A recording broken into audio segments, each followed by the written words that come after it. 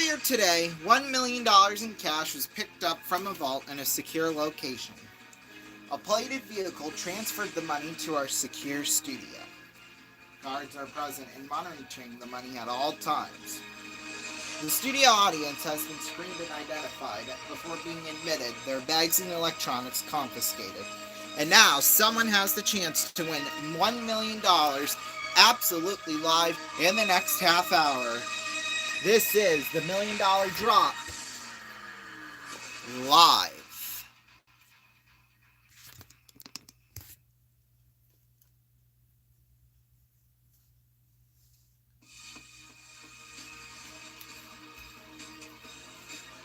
Thank you.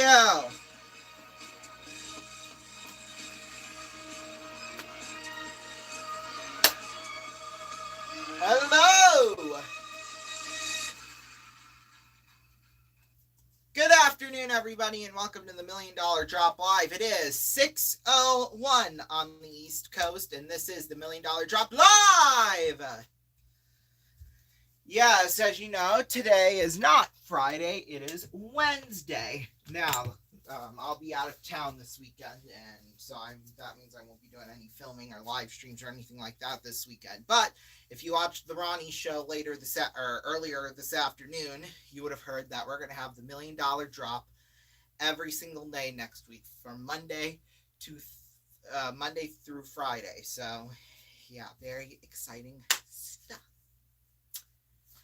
Yeah, of course, I'll give you more info on that here later on in the show. So, yeah, right now, we're going to continue on in our game that we started last episode. So that was on Sunday. So, here we go. I'm going to put the camera down on the side, we can kind of see. Okay, I'm probably going to move the microphone out of the look.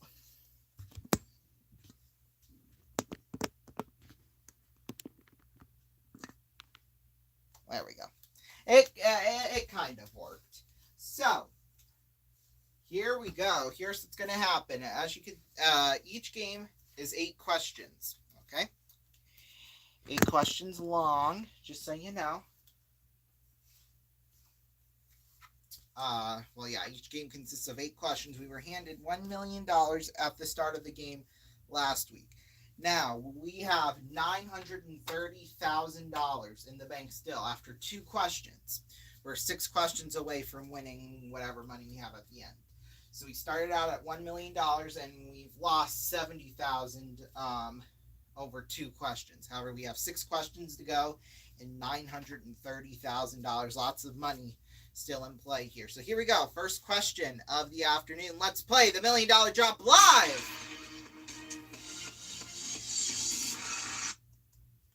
All right, here we go. Here's our first question.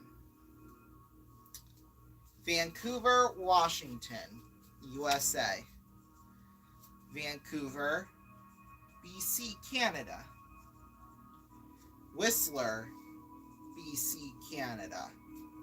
Or Portland, OR, USA, or Portland, Oregon.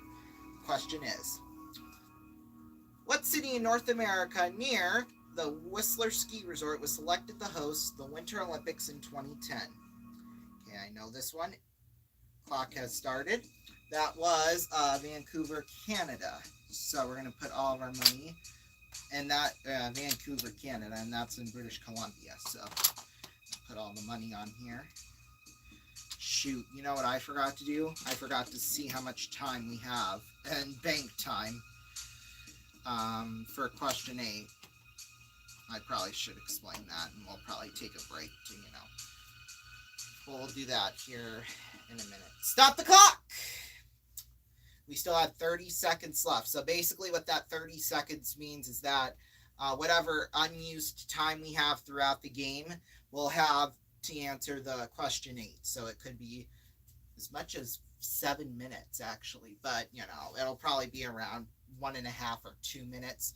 Normally it would be 60 seconds, but, we've decided to start it at 0 and then increase it every time we leave time on the clock, with a minimum of 60 seconds.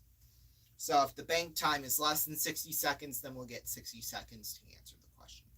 Like that. All right, so we put nothing on Vancouver, Washington, Whistler, Canada, in British Columbia, and we put nothing on Portland, Oregon, here in the USA. The question was, what city in North America near the Whistler ski resort was selected to host the Winter Olympics in 2010? Is it Vancouver, British Columbia?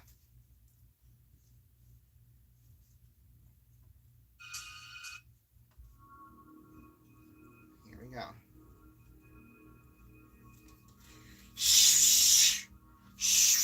Yeah! Woo! Okay, and guess what? I just absolutely I X'd out the soundtrack, so we got to go back in and go with our music. We'll go and get our music back. But yes, that is correct. However, we're going to take a break right now, and we're going to move the money back during the break, and then we'll see how much bank time we have to. We'll see in a minute. Or we'll see, in fact, it'll probably be a few minutes. Just expect a long commercial. Sally is about to try H-E-B's new yogurt. After 2 years of development and input from food flavor specialists and customer taste tests, the result is extraordinary. Let's see how Sally reacts. She likes it. She's obviously very excited about H-E-B's creamy new yogurt.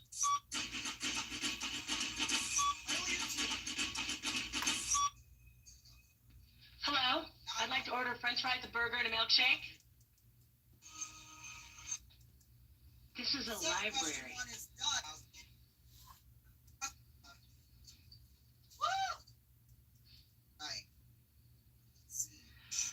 like to order french fries, a burger, and a milkshake. Stop the clock! All right, 15 seconds on the clock. So this is 27,000.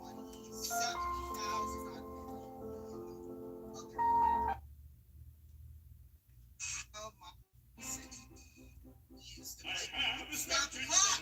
And I need cash now. Call J.G. Wentworth. 877 cash now. All the time we don't use it. But I need cash now. Call J.G. Wentworth. 877 cash now. 877 cash now. They help thousands, they'll help you too. One lump sum of cash they will pay to you. If you get long-term payments, but you need cash now. Call J.G. Wentworth. 877 cash now. 877 cash now. 877 cash now. 877 cash now. It's your money. Use it when you need it. Call J.G. Wentworth. 877 cash now.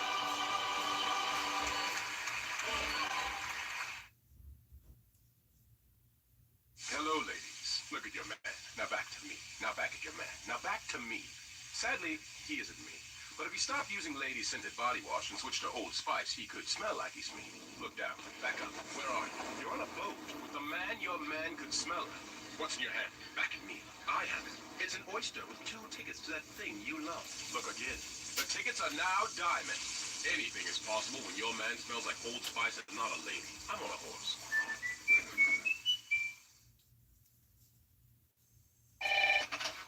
Hello? Hi. Hi. Let's play The Stranger. Okay. When someone gets home tonight, someone should be wearing a naughty French maid's outfit, a blonde wig, and holding a 6-pack of Bud Light. Me like you, the stranger. Oh, For the great taste that won't fill you up and never let you down. Hello, stranger. Make it a Bud Light. Here's a crazy life hack everyone needs. Let's say you're writing an important email to your boss, but you don't know where to start. Here's what to do. Open up Grammarly Go, click Set Voice, and choose how you want to sound. Then you can ask Grammarly Go for some thought starters like this, hit enter, and just like that, you now have a template and structure to follow. Let's just say it's not sounding the best after that, select the text that needs work, activate Grammarly Go, and boom, it'll rewrite your email for you so you can keep tweaking it until you're content.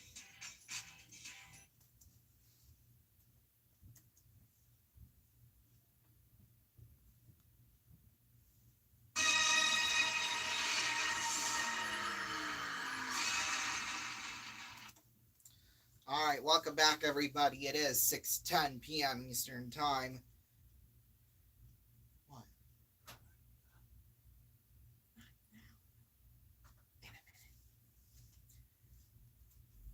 All right, we'll go have dinner here after this episode's over, evidently, which is good for me. 6:10 p.m. Eastern Time. It's 5:10 p.m. here in the studio, so it is dinner time for sure. Anyway, right now we've got $930,000 on the board. Still after 3 questions, which is awesome. We lost, of course, $70,000 on question 1, and we've kept our money here ever since. We've moved our money back, and we're ready for the next question. So let's play the $1 Million Drop live.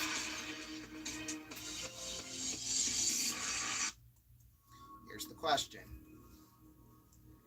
Okay, here we might have a problem.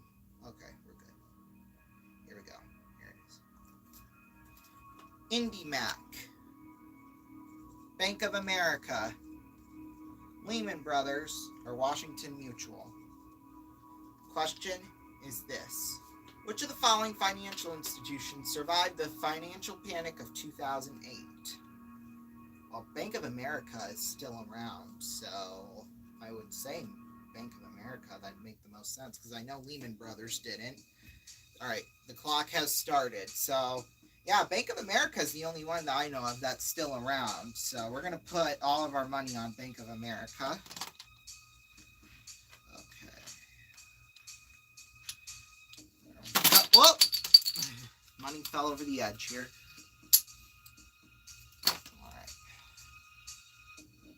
All right. I think we're good. Stop the clock. Boy, oh boy, 31 seconds still left to go on the clock. We did not put any money on either IndyMac, Lehman Brothers, or Washington Mutual. We put all of our money on Bank of America. Let's see what's going to drop.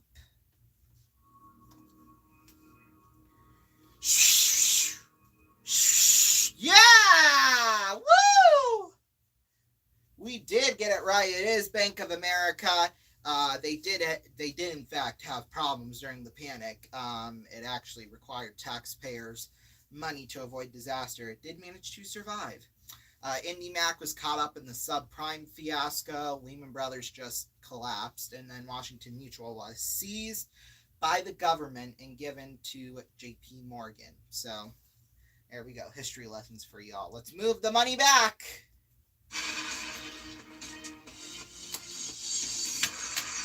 All right. Wow, just like that, we are halfway through the game now with $930,000 still in play.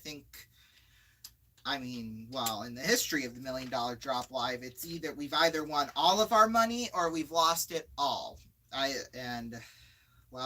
Although we only have 930,000, that would mean that, we'd lose it all, but at some point here, but you never jinx anything, which hopefully I didn't just jinx it right there, obviously. All right, so now this is where things are going to get a bit difficult now. Because now we must leave 2 drop zones clear. And through the first 4 questions, we only get to have 1 drop zone clear, but now we must have 2 drop zones clear. All right, that things could get interesting now. All right, here we go. Here's our next question.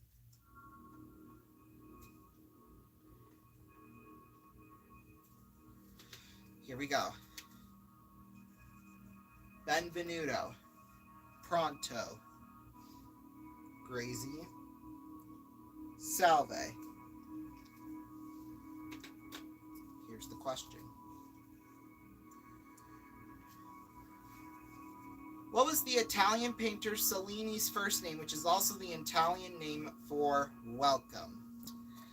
Okay, Benvenuto would just make the most sense to me. Alright, clock has started.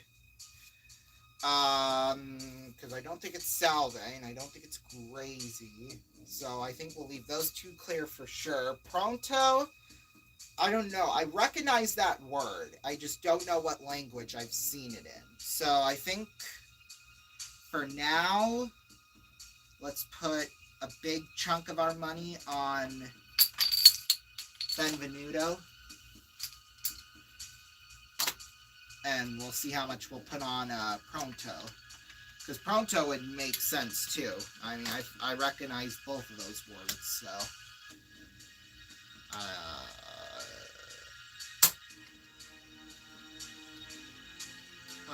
We'll throw a few more in there. Alright. Whoop! I dropped the money! Oh. We'll do that. Okay. Time's up. Now, okay. Time's up. Okay, so let's see. We put 60,000 on Pronto, which means we put 870,000 on the Benvenuto. Let's see what's going to drop. Okay. That's okay. That's okay. We lost 60,000. That's all right. We still got 870,000 in play here if we pick the right answer. Let's see what's going to drop.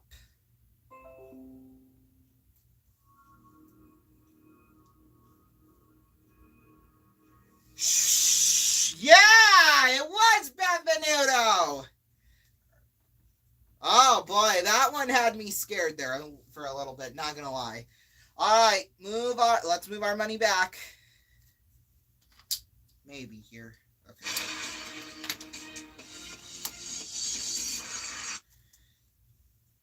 But yeah, Cellini, he was a true Renaissance man. He was a painter, a goldsmith, even a writer and a musician. So he kind of got his finger in every piece of the pie, as they say. So good for him. Good for him. All right, as we continue to move our money back, 3 questions left to play, and we still have got $870,000 in play. Kind of crazy if you ask me. But yeah. All right.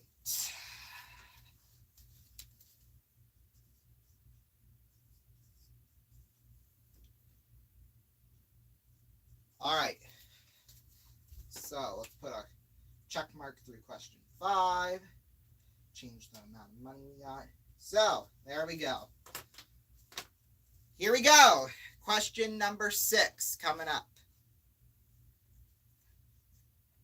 Here are the choices. Oops. Shoot. Okay, there we go. Oklahoma, Florida, Hawaii, South Dakota. Question is this. In 1970, D. Brown wrote the book Bury My Heart at Wounded Knee. It told the massacre of Native Americans that occurred in 1890. In what state is Wounded Knee? All right, I've been burned by this before. Clock has started. I thought it was Oklahoma, but it is actually in South Dakota, so let's put all of our money on South Dakota.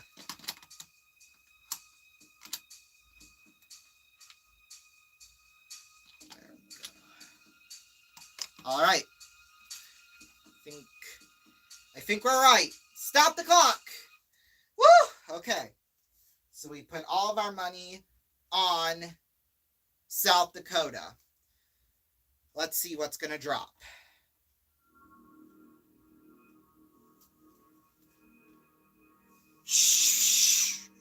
Okay. So Oklahoma and Hawaii obviously is not the right answer. Here we go. Let's see the next thing to drop. Yeah! Oh! Let's move our money back. Maybe here. I don't know. These pop-ups on my computer are driving me crazy. All right. Oh, okay. Well, forgot to pause it. But yeah, I know. Every time we've answered that question on any other show, we always say Oklahoma, but it's never the correct answer. And I don't know why. It hasn't sunk in my brain yet. But yeah. All right, here we go. Boy, oh boy, we're just 2 questions away from from possibly winning at least. Well, the most we can win now, obviously, is $870 grand. So if we can keep that in play, that'll be pretty darn good, to say the least. Okay, here we go. Question 7 of 8. Here we go.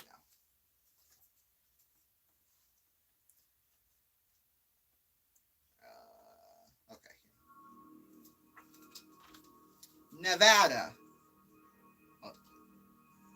Arizona, Utah, Montana.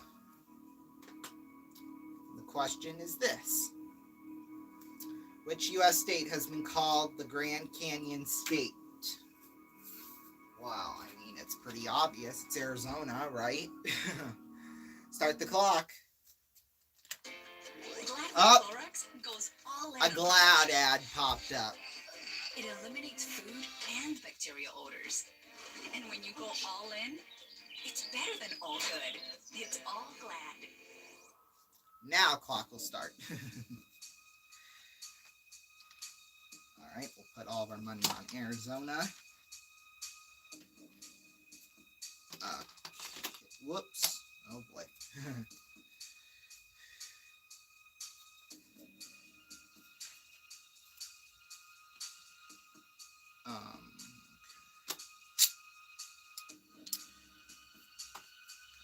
Stop the clock.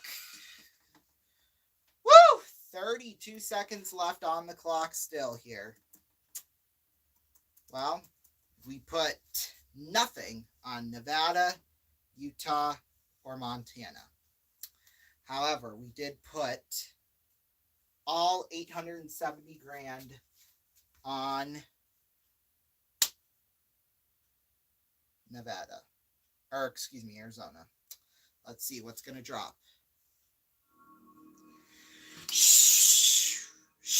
Yeah! Woo!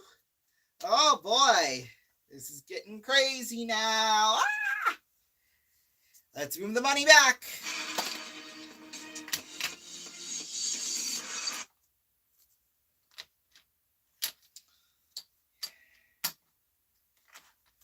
Oh my gosh. Boy, oh boy. So now things are going to change again. Because since we've made it now to question 8, we have to go all or nothing. Yes, we must go all or nothing. So it's going to be $870,000 or nothing on this last and final question. We lost, as you know, $70,000 on the first one and then $60,000 more on the 5th one. But other than that, we've lost nada on 5 out of the 7 questions. And now, we have a grand total, we've been keeping track of all the banked time, of 2 minutes and 26 seconds to answer the final question. I know that sounds crazy, but it's absolutely true. 2 minutes, and 26 seconds on the final question. Here we go. Here are the answers.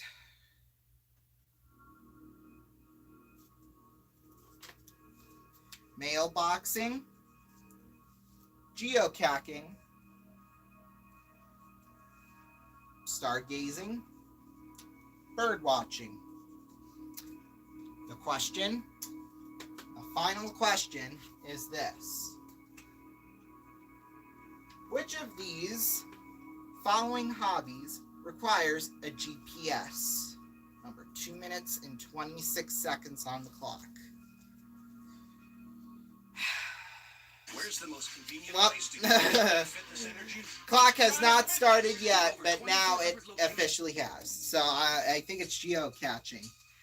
So we're going to put all of our money on geocaching. We have to. Because we've had this question before. It's not stargazing. It's not whatever.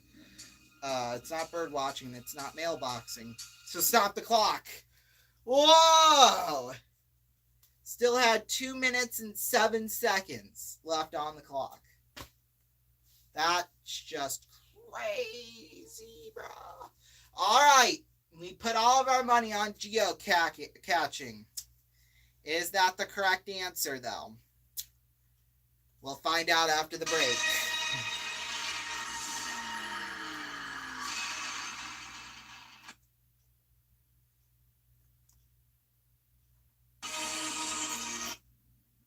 Hello, Dave.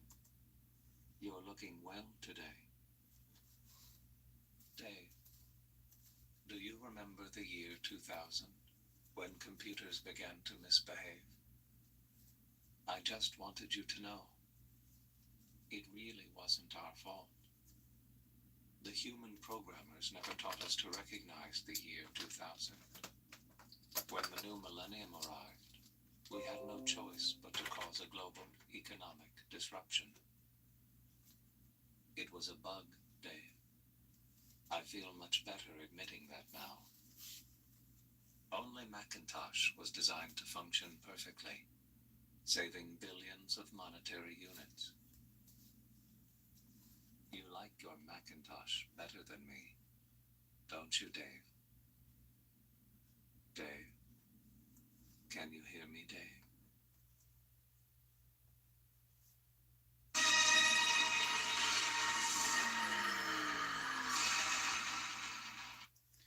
Welcome back to the $1 Million Drop Live. Question number 8. It is 6:27 p.m. Eastern Time, 5:27 here in the studio. The question was, which of the following hobbies requires a GPS? Mailboxing, geocaching, stargazing, or bird watching? We put it all on geocaching. Now there's $870,000 at stake. Let's see what's going to drop.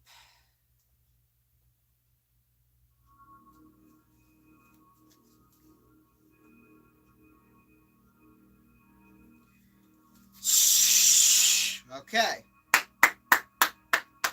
So we know it is either mailboxing or geocaching. For $870,000, let's see what's going to drop.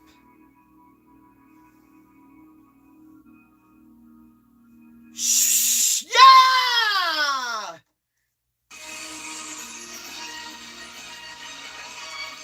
Woo!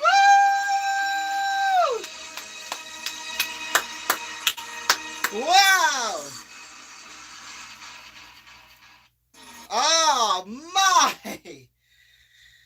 Geocaching was the correct answer. And just like that, we have won $870,000 in cash. Absolutely incredible end of the episode.